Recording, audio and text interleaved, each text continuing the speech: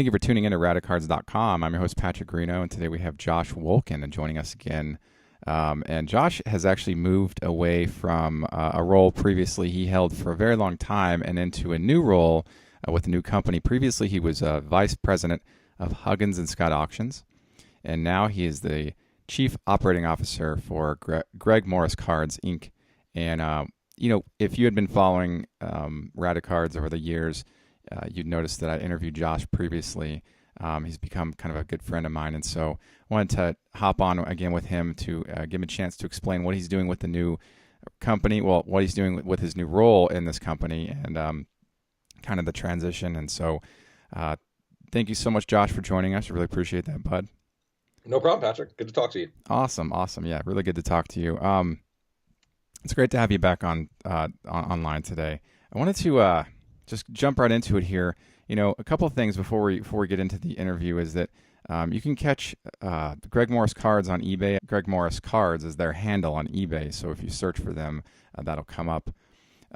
Link to Josh Wulkan's LinkedIn is also listed below if you're listening to this on YouTube and on the blog. So if you're on iTunes, you can go back and find those links in those places. Also, check out Greg Morris Cards at gregmorriscards.com. So it's been over a year since our last interview, and in that time, you've migrated over to the new role as Chief Operating Officer with Greg Morris Cards. Can you talk about the transition and take us through a typical day at work? Sure. So the transition was personally not an easy one. I had been with Bill Huggins and Huggins and Scott Auctions since its inception in 2003. I've been with Bill since 1985. I started with him as a kid who just liked collecting cards. And one day at age 13, he said, "Hey, do you want a job?" And I said, "Sure." And that started me in 1985 working with him after school, on weekends, through college, after college, and so on and so forth.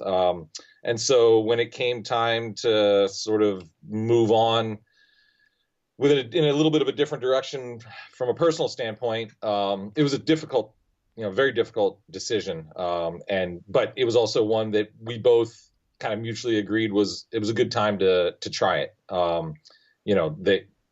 Huggins and Scott is kind of well established. They're one of the leaders in the industry. They still run excellent, honest auctions. And actually, Greg approached me towards the end of last year, just really looking for somebody to help him grow his business. And he wasn't actually looking for me. He just kind of said, "Do you know anybody I might be able to reach out to?" And as we progressed in our conversation, it kind of turned out that what he was looking for was something that I do really, really well. Which is primarily get stuff, talk to people, and kind of create a consignment business, which is what I did with Huggins and Scott as well.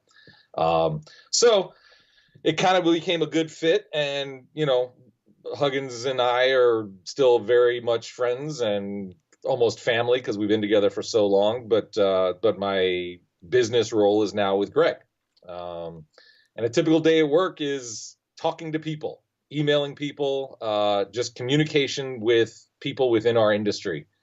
Because I've been around it so long, I have a lot of contacts. I know a lot of people. I've attended 31 of 33 national conventions. And so I see people. I see people a lot. I would like to think I've created a pretty good reputation for myself as somebody who's honest and caring, and I know this industry really well. And so that's kind of what I'm doing, and talking to people is kind of what I like to do. So here we are. That's excellent. I think you're the one person I've met, or at least the first person I met that has attended that many national conventions. Yeah. In the beginning, were you, maybe you're doing this now even still. Do you take time at the conventions to go around and like shop for yourself? I know you're kind of not really a collector much anymore, but do you ever kind of peruse and see what else is out there just as like a buyer? Not for myself. I think we may have talked about this in our first conversation about a year ago, but I stopped collecting things for myself. Now I really just collect paychecks to pay for my life in Northern California, which is the most expensive place in the world to live, Right. and provide for my wife and my two kids, and try and keep our lives as steady as we can. Right. So I, from 13 to about 20, I was a pretty big collector, and I collected what most kids collected who were growing up in the 80s, and that was 80s baseball cards, Right. um, which now are worth very little. And so, I got out of it when I moved to California about 13 years ago. I sold all my stuff. I kept a few pieces that I happen to like. They're up in my office now. But as far as personally going around looking for things that I might buy for myself, I don't do that. And this national actually was very, very different for me than any of the previous 30 nationals, because in the past, I've always been behind Huggins and Scott's booth. I would show people auction lots. I would talk about our auctions. I would show people our catalog. I would talk about consignments. Before that, I was with, Bill had a company called House of Cards, and we would sell at the Nationals. So I would, we had albums and stars, and I would just, I was a salesman, I guess, pricing cards for people and doing that. And so most of my many, many hours at the National were just behind the booth as people approached us and talked to them that way. This National was the first time I actually wasn't behind a booth, and I walked the floor. And so while I wasn't looking for stuff for myself, I was looking for stuff for us to buy for Greg Morris cards, or talk to people who had booths about consigning with us, and kind of just developing more relationships and kind of letting people know, hey, this is what I'm doing now and this is how we do it. And if you have anything that might fit that mold, let's talk. And it was super, super successful, and I had a great time doing it. And I'm looking forward to doing it again next year in Chicago.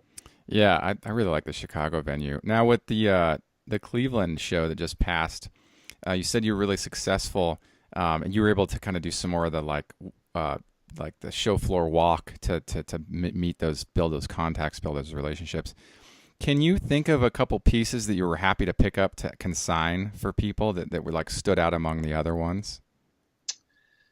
So, what we do at Greg Morris Cards, it's not so much individual pieces. Those aren't really what we go after. What the infrastructure that we've created, and the business model that Greg has developed over the years, is volume. Right.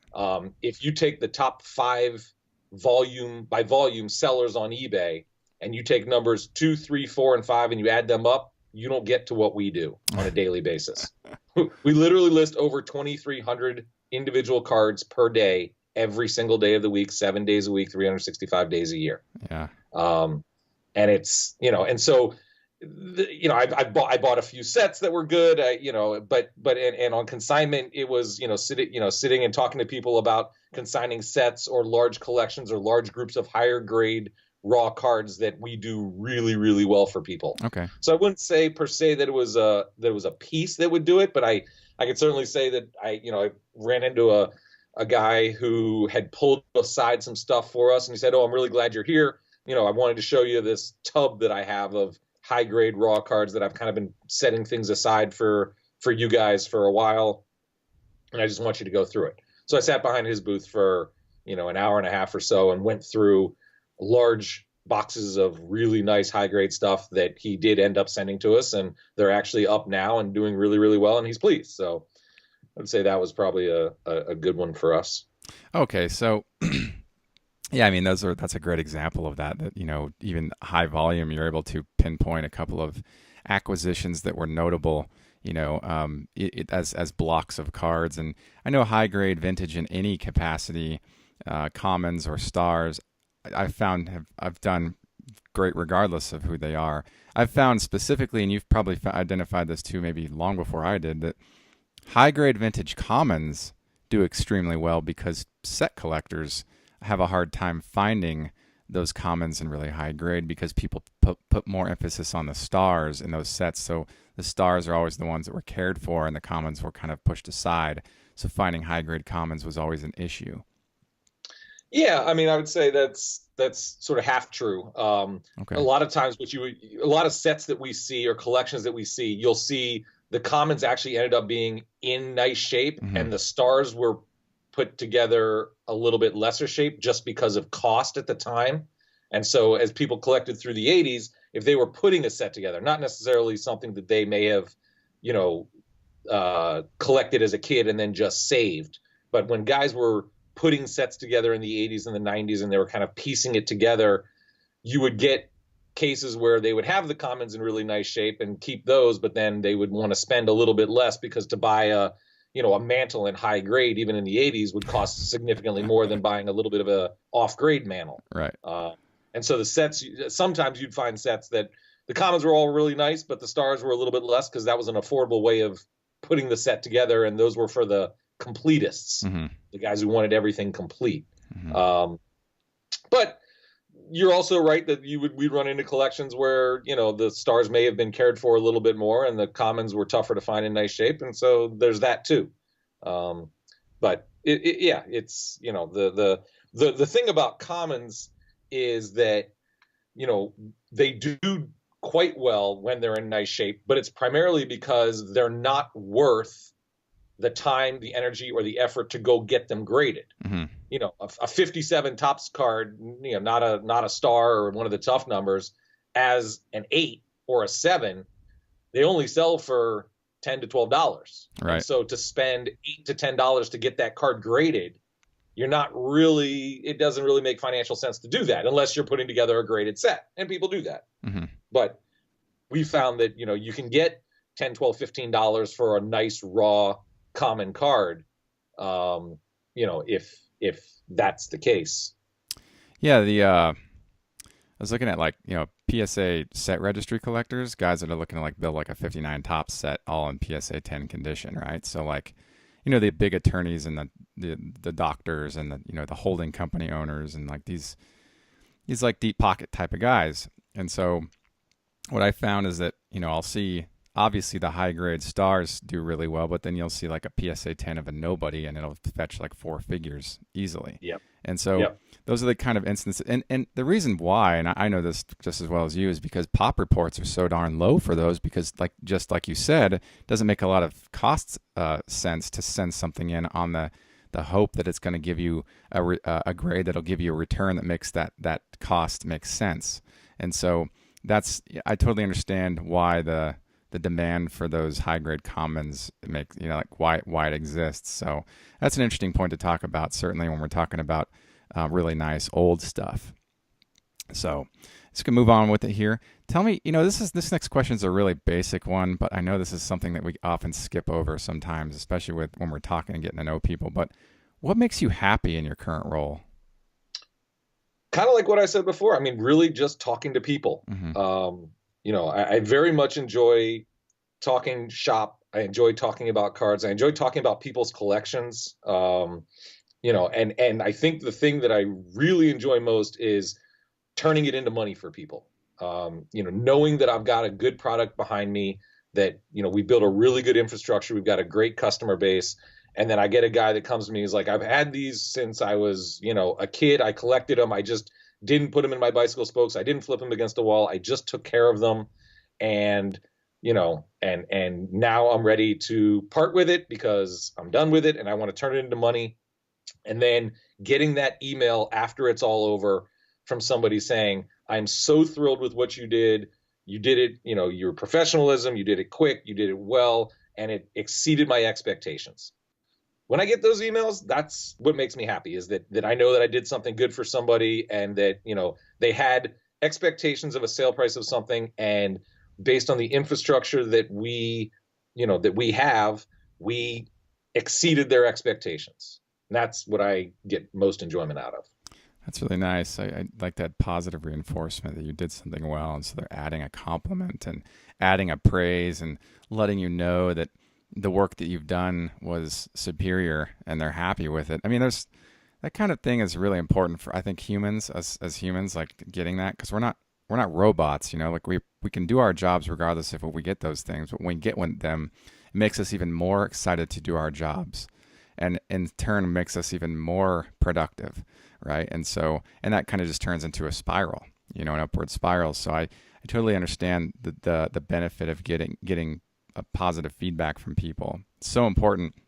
I mean, eBay locked this down, when they started. The positive feedback thing was a really important thing to get people to do what they need to do to ensure that the customer's happy.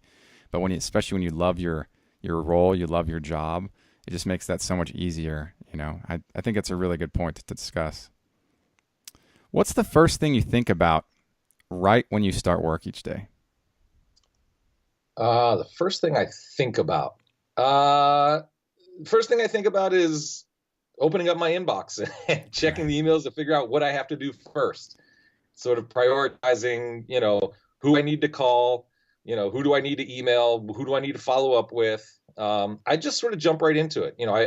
I've been working from home for 13 years, basically. I spent the first 5 months this first 5 months with Greg, traveling down to LA 3 days a week and working in the office down there, which was good and challenging. Because I was, for years with Huggins and Scott, I would work from my house.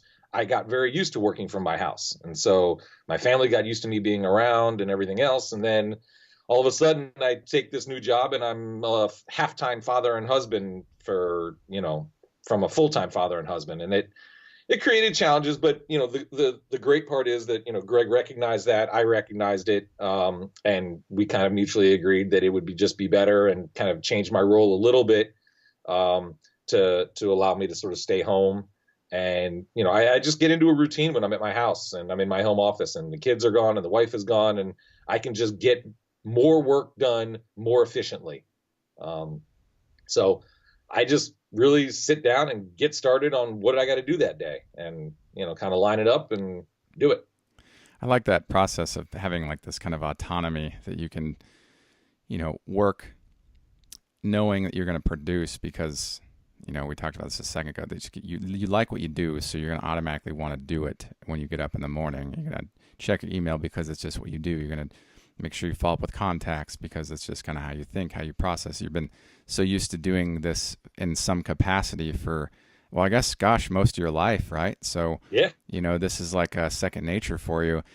And I've worked in offices and I've had cubicles, and I've worked for big companies, and I've realized that those have advantages too, but I found that like personality job fit is so important when you're looking for personal happiness with whatever you do.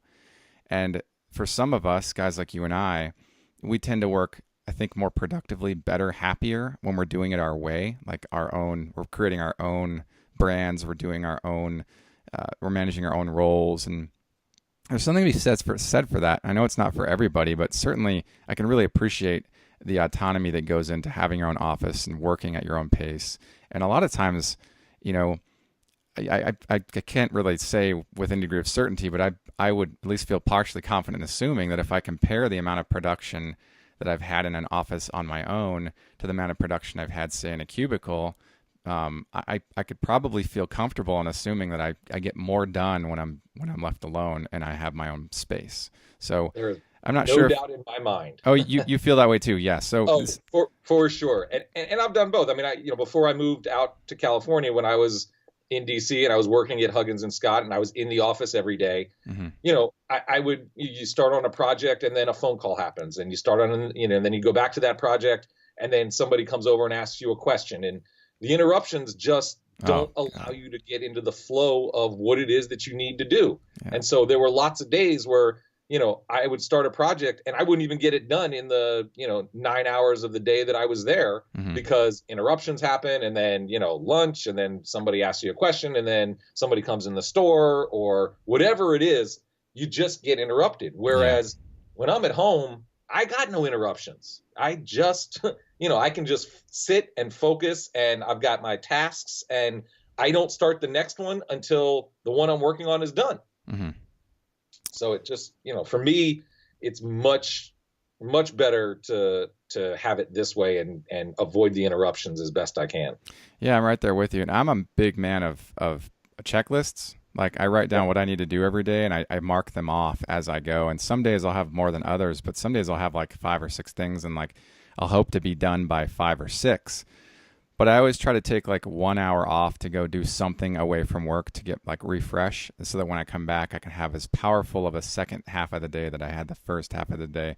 And that's something I've had to kind of grow into. And I'm not sure if that's something that you've given yourself a chance to do, because I know a lot of us entrepreneur types, we tend to work solid hours for like 9, 10, 12 hours without breaks. And we have to learn to give ourselves a little bit of time off to break up the day from two different sections. Is that something you've identified over the years? You know, I don't often do that. I do find that when I do it, I kind of am thankful for myself. But there's lots of times where, I start one and then I just roll into the next one. And like you said, I'm big on checklists too. I've got, lists of who I need to call and what I need to do. And, I finish one and I'm like, okay, that call's done. Now call the next person. And no point in taking the break to stop, because I kind of am in the rhythm. I'm in the flow of Right. what it is that I want to do. But at the same time, I do find that, when I do take that break, and go do something not related to work for just a little bit, I do feel a little bit more refreshed and kind of a little bit more on task when I come back. So it's probably something I need to work on personally and do a little bit more of.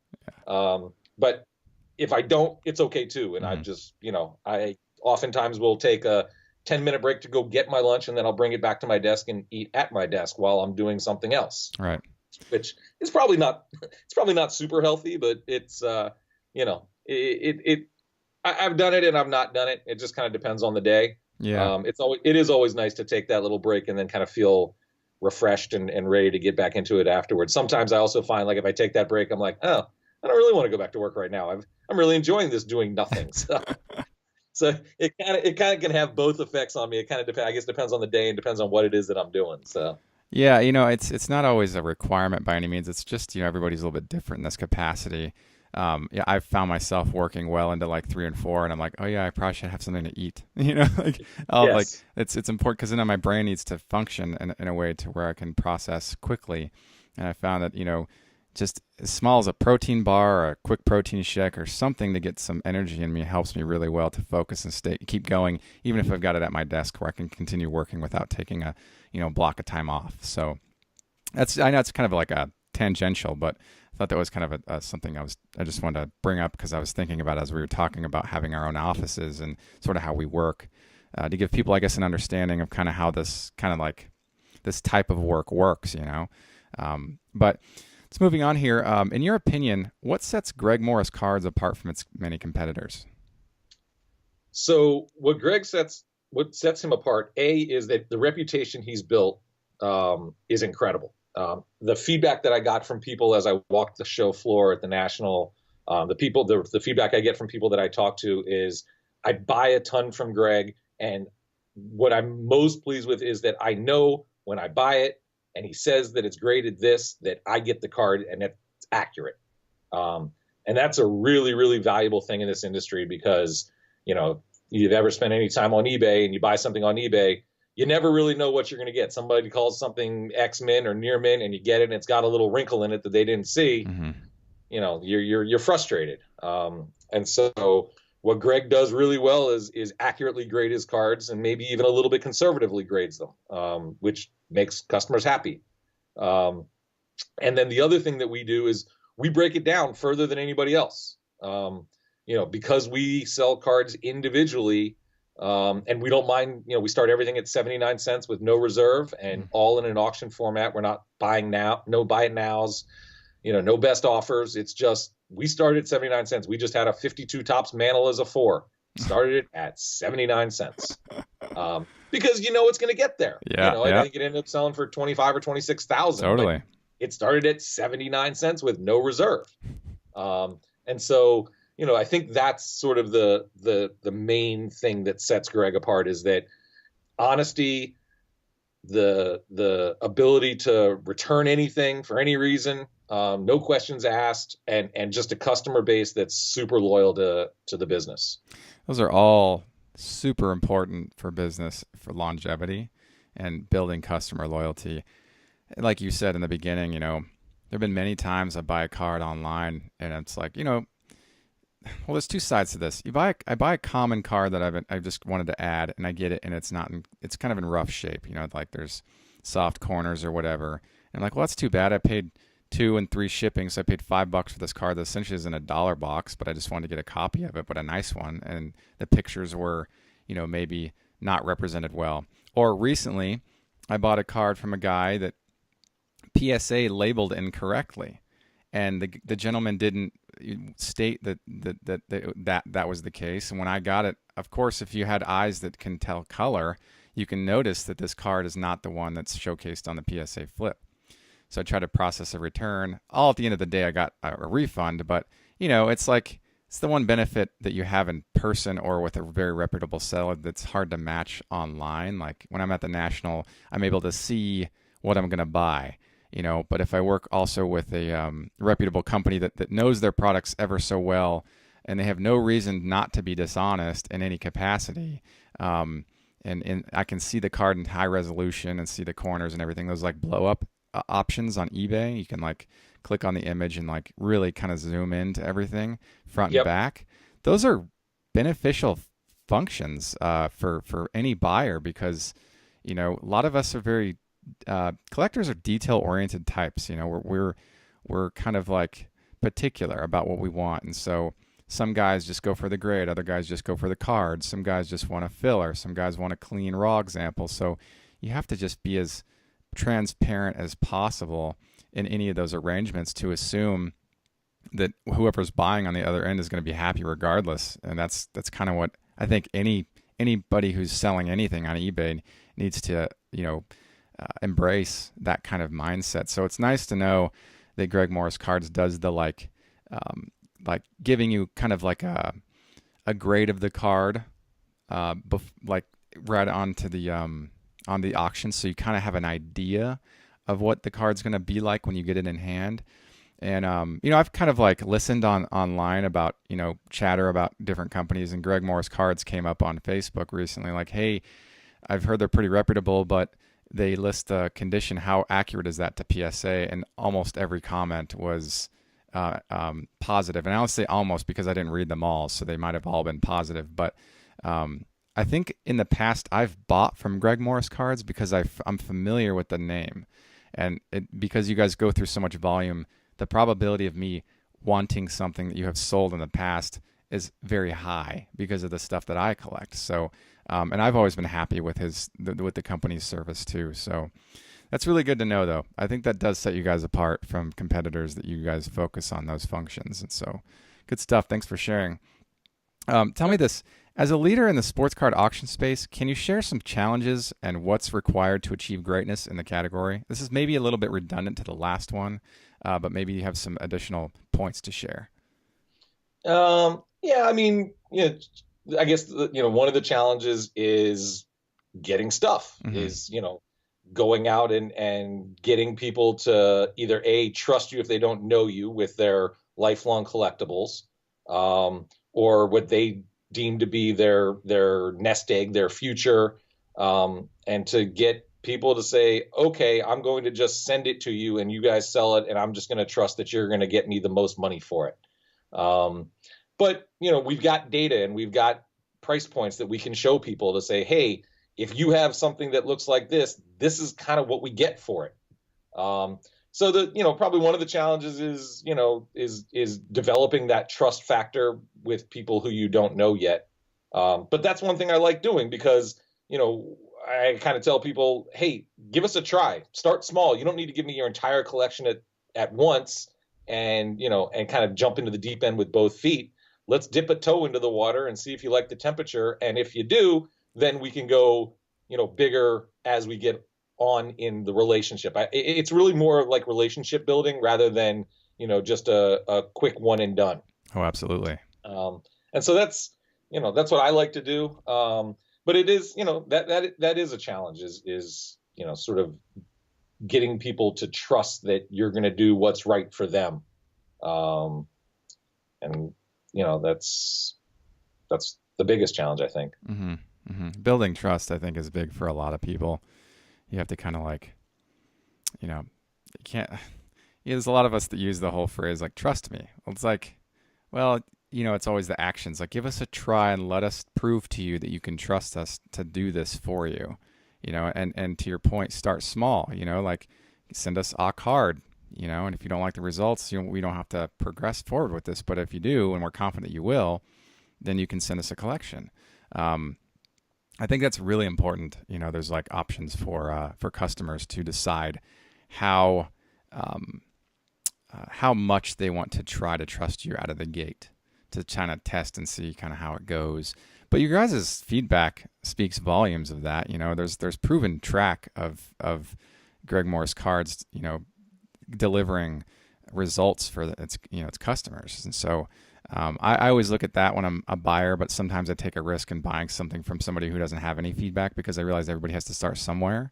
So I give them the benefit. I'm not the type, it's like, well, to get this job, you need to have this much experience doing the same thing. Well, somebody has to start somewhere, man. It's like, how are you supposed to get experience if you have to have experience to get experience? So I think it's a really important thing to discuss. That's a good answer. As a high volume processor, what tools are used to track data, and how are goals measured?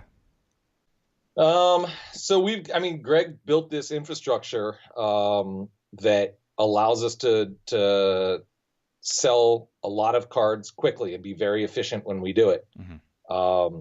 And then from that, we've got, the goals are to get as much as we can for every card that we can.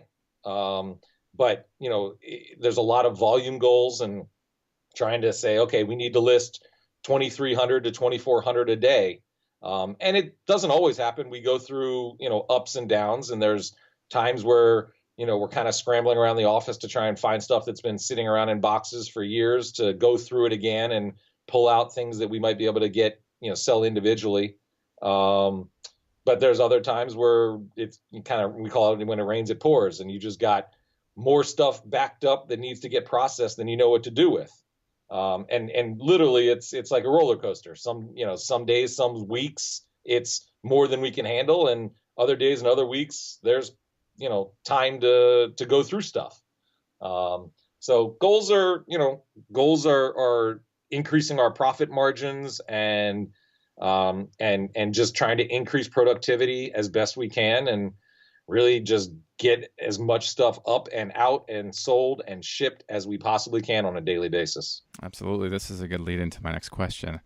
As part of the C-suite, in addition to managing numbers, do you manage people? And if so, can you talk about how you train them? So I did a little bit of that when I was going down there 3 days a week. And I spent some time with our employees, but I came in after the employees were already there. We didn't hire anybody new. I was the most recent hire from January. And so the employees kind of knew what they were doing and know what they're doing.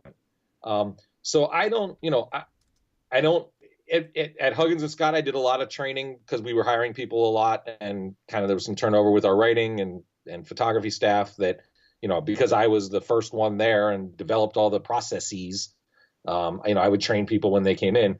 Greg sort of already had the processes in place and the employees in place. So I did a lot of work with them, but there wasn't much in the way of me needing to train them because they kind of knew what they were doing. Gotcha. Yeah. I mean, that's helpful. That helps you stay on top of your job, right? There's the kind of like the 1-2 job roles of people in the upper levels of the companies. And one role is they manage their own role. The other role is they ensure that other people are managing their roles. But it sounds to me like in your role, you get to spend 100% of your efforts on portion one, which is just encompasses your entire day, which is actually helps you become better at what you do in that role. I always thought that, in business, if you bog down your employees with too much to do, they can't get anything done. And so these upper managers that have to do X, Y, and Z in their own jobs, and then X, Y, and Z to try to manage a good team of people, it really becomes kind of suffocating in my experience, because you're unable to get your own job done. And so you're spending more time making sure that your team is doing what they need to do and less time doing your own role. And this comes down to obviously hiring, hiring optimization, right? Like making sure you have the right people on staff. So I think that's good that you're focusing just on your stuff and trusting and knowing that the team is taken care of. You don't have to worry about it. It's really automated. And I would also say that, when we first talked about the job, it was more of an operations officer to kind of come down and put in some processes that needed to be changed back in January, which I did when I was going down there.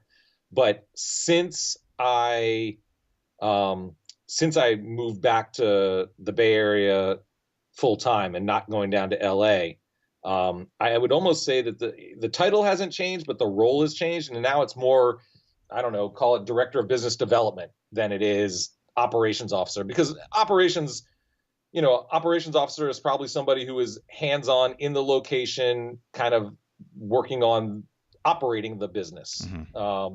And so while that's still my title, I would say that more of my job, a more accurate title might be director of business development, because that's really more of what I'm doing now. Right. Absolutely. Totally understand that. I also know that, as you were just saying, that the COO role in a lot of ways can be that. But oftentimes larger companies just have a singular gentleman who's just a business dev specialist. And so it sounds to me like your role encompasses both of those things in kind of an equal way, because you are managing relationships, external stakeholder relationships, but you're also ensuring that processes are getting done a little bit on the internal end. Would that be an accurate assumption? Yes. Okay. Very accurate. So those are nice. It's a nice combination. It sounds like it works really well for your personality, or with your personality rather. Josh, it's really great to sit down with you. I'm glad we got a chance to talk about this with you and catch up again. It's always great catching up with you. Do you have any final thoughts? No. I just, I like talking to you. I enjoy our conversations, and no, I'm happy to come on anytime you're needing somebody to talk about the industry or the business or whatever. And that's great. That's awesome. I love it. Thanks so much, Josh. If you're listening, you can catch Greg Morris Cards on eBay. Their eBay handle is Greg Morris Cards. Check out their website at gregmorriscards.com, and definitely, look them up. Thank you for tuning in to Radicards.com. I'm your host, Patrick Greeno. Thank you, Josh Wulkan, for sitting down with me. And until next time, enjoy collecting. If you like this content, please subscribe. Thank you. Enjoy collecting.